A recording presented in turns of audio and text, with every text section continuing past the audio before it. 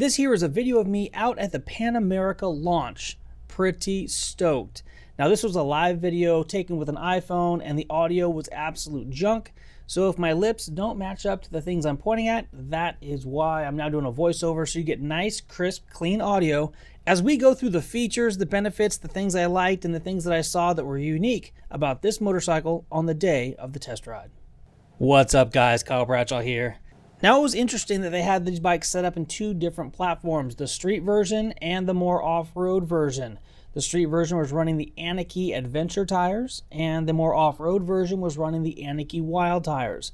Now, if you wanted to feel the top speed of the motorcycle, you had to ride the Adventure tires because the Wild tires were limited to just about 100 miles an hour, if I remember correctly. Now here I'm telling you that I just finished the test ride and the bike was super smooth and super fast. That was probably the most impressive thing, was the motor. Harley killed it with this motor.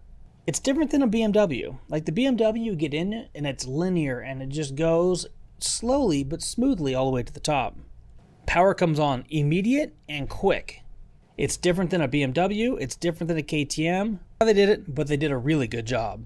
Now we're going to talk about the dynamic ride height. Absolutely amazing. As you brake the motorcycle and come to a stop, it automatically has valves that allow the oil to flow through them that lowers the motorcycle automatically. It lowers down so low that I was actually able to feel the balls of my feet on both sides while sitting at a stop sign with the seat in the high position.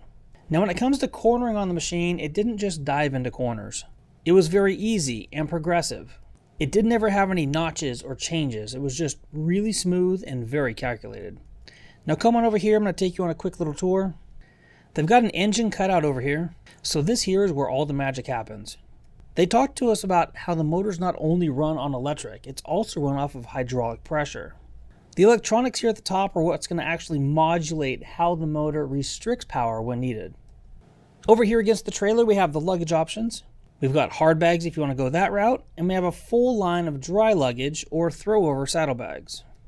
Big dry roll bag for the back seat or the rear rack, and then throw-over waterproof dry bags that strap directly to the OEM Harley Davidson racks.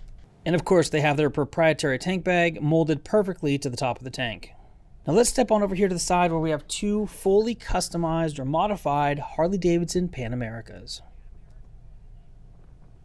What we're going to see over here are the Radiator guards, their off-road skid plate. We're going to see the pannier racks, both for the soft bags and for the hard luggage. This here is the rack for the hard bag. Simply slides onto these pegs. Very similar to an SW Motec or GV type setup. Same thing with their luggage rack here on the back. Or I should say, top case. The top case just snaps into these mounts up here. Now if you're running the soft luggage, this is going to be the rack setup over here. Stepping on over here, you can see the stock pegs have a rubber damper here on the top. Of course, these help for riding on the street, allowing that vibration to be minimized, but you can remove the rubber damper very quickly, and now you have alligator style pegs. Now over here is the aftermarket foot peg. It's wider, it's longer. While this peg looks really good, I think it should be at least an inch wider, and the reason for that is when I was riding the motorcycle, I was noticing I was only using the very outside edge of the peg. I wasn't actually able to get my foot all the way in and utilize the inside portion of the peg. And that's just because where your leg comes down, the ergonomics there just isn't correct. We've got an aftermarket shift lever here, and over on this side is the aftermarket brake lever. Now these bikes come with crash guards, but take a look at this. They tuck the turn signals up front inside of the crash guard, so when you fall over, you're not losing a turn signal. That's pretty sweet. Now I did notice that several of these bikes, the crash guards were damaged. They had been used, and the bikes didn't look any worse for wear. These bikes have been falling over out there, and there's virtually zero damage to the motorcycles. Up here we have the custom Radiator guard. It's metal instead of plastic, and looks like it would do a pretty good job. Moving down to the bottom here, we have the aftermarket skid plate, which gives ample protection to that regulator rectifier sitting right out in front of the motor. Horrible design, Harley Davidson.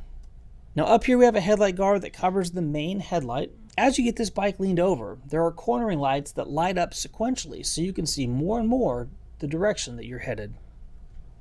These bikes are super fun on the highway. They have lots and lots of power. Now just like any of the large electronically controlled motorcycles these days, you can adjust all of the functionality. You can choose how the power comes on. You can choose how the engine brakes. You can choose how snappy the throttle response is. It's pretty amazing. You can adjust how soft or how stiff the suspension is. Everything is completely customizable. I think Harley Davidson has done a really good job with these motorcycles. Again, if you have an opportunity to go to one of these demo events, I highly recommend it. Even if you have to drive a day or two to get there, I highly recommend it. Harley Davidson has done a phenomenal job with this motorcycle. It's a great offering, at a great price, and I think it's going to take some market share. I'm Kyle Bradshaw. Thank you for watching. Until next time, take care and ride safe out there. And if you're in the need for any parts, accessories, gear, tires, you name it, come shop the website that I just launched a few months ago, MotoCityParts.com.